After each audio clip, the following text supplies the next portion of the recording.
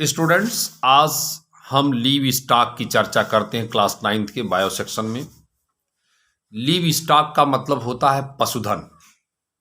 हर धन में बच्चों पशुधन का एक अलग महत्व है, क्योंकि यह धन अमीर से अमीर और गरीब से गरीब सभी के पास पहुंच जाता है। यह ऐसा धन है, और कोई धन पहुंचे या न पहुंचे, लेकिन पशुधन तो पहुंच ही जाता है। आज आइए उसी को हम लीव स्टॉक के रूप में, जिसको अंग्रेजी में लीव स्टॉक कहते हैं, इस लीव स्टॉक है क्या उसको हम पढ़ते हैं। All the domestic animals which are kept in for use are profit collectively constitute livestock. यानी ऐसे पशु, ऐसे पालतू पशु जो रखे जाते हैं घर पर या डेयरी पर यूज के लिए या प्रॉफिट के लिए, या उनका आप स्वयं यूज करते हो या स्वयं प्रॉफिट के लिए कुछ उनका व्यापार करते हो, उनसे निकलने वाले पदार्थ का व्यापार करते हो, तो उसी को हम पशुधन लीव स्टॉक कहते हैं बच्चों। इन इंक्लूड्स कैटिल, बफेलोज, शीप, गोट, पिग्स, हॉर्सेस, कैमल, ईटीसी। इन सब में आते हैं, बट इनकी कैटेगरी है, क्या है? लीव स्टॉक की कैटेगरी है, पशुधन की कैटेगरी है। पहली कैटेगरी क्या है? Food yielding animals. क्या है? Food yielding animals. और दूसरा है ड्राट एनिमल्स, और तीसरा है जनरल यूटिलिटी एनिमल्स। यानी ऐसे पशु जिनसे खाद्य सामग्री हमें प्राप्त होती है।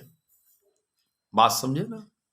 तो आइए फूड यील्डिंग एनिमल्स क्या है, इसकी चर्चा सिलेबस के अनुसार करते हैं। These livestock are domesticated for the purpose of food. यानी ऐसे पशुओं को हम भोजन के लिए पालते हैं, सच एज मिल्क, दूध देने के लिए, मांस प्राप्ति के लिए, फिश मछली है, एग्स है, ईटीसी। ये फूड यील्डिंग एनिमल से हमें मिलते हैं, तो इनका हमको ख्याल करना होता है। Cows, buffaloes, goat and sheep are domesticated for milk, fowls for egg, मुर्गियों को अंडे के लिए, गोट को मीट के लिए, शिप एंड पिग्स को भी मीट के लिए हम पालते हैं। और milk is a very good source of carbohydrate, protein, fat, vitamin. इसीलिए मिल्क को कंप्लीट डाइट माना जाता है। इनके अंदर मिनरल विटामिन भी होते हैं। Milk provides almost all the nutrient except vitamin C and iron.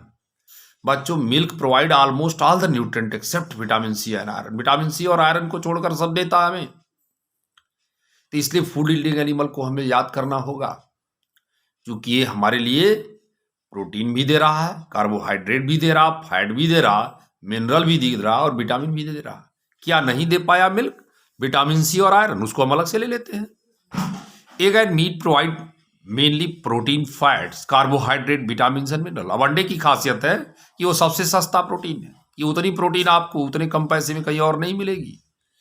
तो फूड यील्डिंग एनिमल्स, अब आप समझ गए होंगे कि जो हमको खाना देते हैं, तो कुछ तो उनसे निकलने वाले पदार्थों को हम खाते पीते हैं, और कुछ को उनसे वो सीधे मांस की हम प्राप्ति करके, विश्व की बहुत बड़ी आबादी फ्लैश ईटर्स, मांस की बच्ची है, तो इसका फायदा मिलता है। अब ड्राट एनिमल्स यानी ऐसे जंतु जो सूखे के क्षेत्र में काम करते हैं, जैसे मान लीजिए बिहार रेगिस्तान है, वहाँ कैमल है, वो जहाज की तरह काम करता। माफ कीजिए बच्चों, कैमल को अरब के अंदर मीट के रूप में भी लोग यूज करते हैं। कैमल को मीट के रूप में भी यूज करते हैं। अब कैटल है, हार्स है, म्यूल्स है, कैमल्स है, एलिफेंट्स हैं, एसेस हैं, रेंडियर हैं, ये सब किस इलाके के हैं? ड्राट एनिमल्स हैं। और इनको इस्तेमाल करते हैं हर तरह से। तो ट्रांसपोर्ट, इनको रेगिस्तान का जहाज कहा जाता है। ऊंट को ट्रांसपोर्ट में भी बहुत देते हैं मदद। एक्सीमोज लोग जो है हाउस की ड्रा स्लेज भी बनाते हैं, वो गाड़ी खींचते हैं। तो बच्चों, अब आप जान ही गए होंगे, एक फूड यील्डिंग एनिमल है, एक ड्राट एनिमल से क्या जनरल यूटिलिटी वाला एनिमल है, कि जनरल पर्पज में आता है, जैसे रैबिट है, सिप है, सिल्क है, ये सब जनरल यूज में आते हैं। इसी के साथ हम अपनी क्लास को आज समाप्त करते हैं।